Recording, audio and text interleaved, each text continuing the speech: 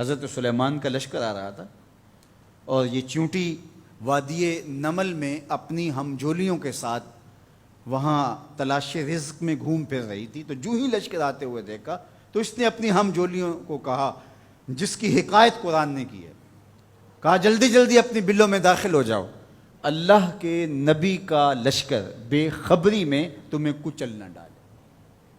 کئی میل دور سے چیونٹی کی اس آواز کو حضرت سلیمان نے سنا.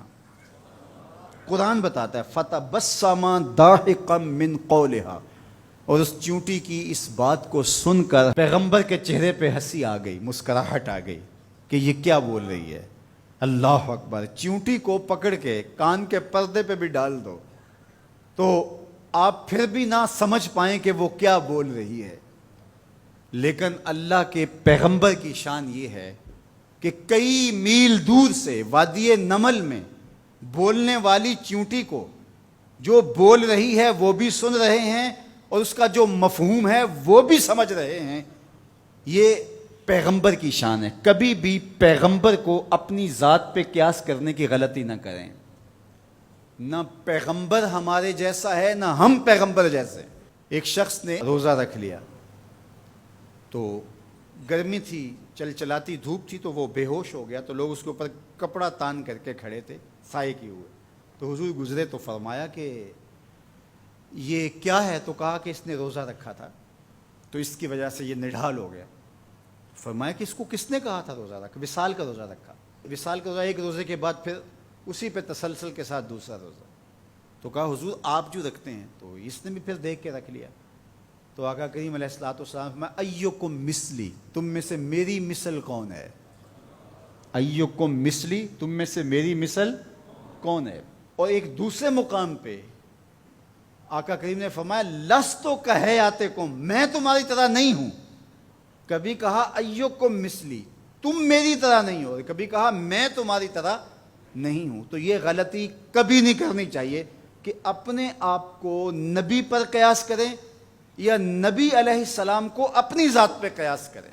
اللہ نے ان کو جو صلاحیتیں، جو شانیں، جو عظمتیں اور جو امتیازات عطا کیے ہیں وہ انہی کا خاصہ ہے. اللہ نے انہی کو ایک الگ شان اور الگ نرالی عظمت عطا فرمائی ہے جو انہی کا مقصوم ہے. اب چیونٹی کتنے میل دور سے اپنی ہمجولیوں سے بات کر رہی ہے.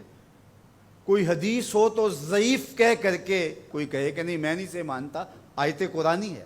فَتَبَسَّمَ ضَاحِكًا مِّن قَوْلِهَا، چیونٹی کی اس بات کو سن کر اللہ کا پیغمبر مسکرانے لگا کہ یہ کیا کہہ رہی ہے. اللہ اکبر.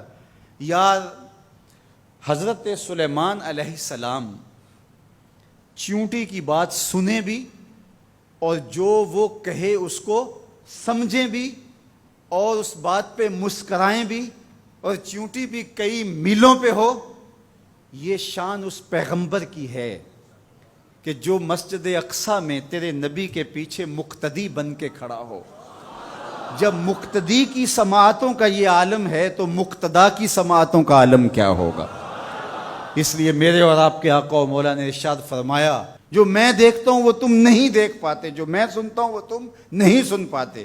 تو جب سلیمان علیہ السلام اتنی دور سے چیونٹی کی آواز کو سن بھی لیں اور اس کی سرسراہٹ کے مفہوم کو اخذ بھی کر لیں اور اس پہ آپ جو ہے وہ جواب بھی دیں، فَتَبَسَّمَ ضَاحِكًا مِّن قَوْلِهَا، تو پیغمبر چیونٹی کی آواز کو سن لے تو مدینے والا امتی کی آواز کو نہیں سننے گا. تو یہ شان ہے خدمت گاروں کی، سرکار کا عالم کیا ہوگا. اللہ نے شان عطا کی ہے، اللہ نے عظمت عطا کی ہے. اب اس چیونٹی کو امام راضی کہتے ہیں قیامت تک آنے والی چیونٹیوں کا سردار بنا دیا. کیوں؟